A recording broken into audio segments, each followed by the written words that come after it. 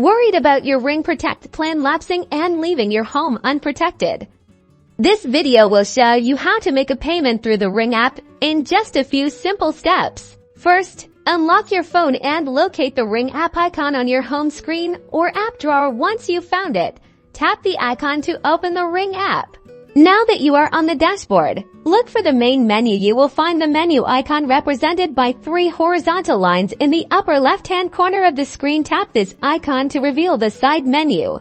In the side menu, scroll down until you see Account. Tap on Account to access your payment information and subscription details.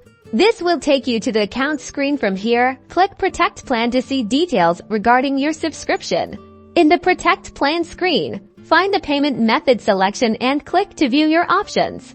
At the payment method screen, you can either select one of your pre-approved payment platforms and click Submit Update. You can also select Add New Payment Method to add a new card or payment platform to your account. After you have either selected an approved payment platform or have added a new one, you will receive an instant confirmation message. Ring will also send an email for your records.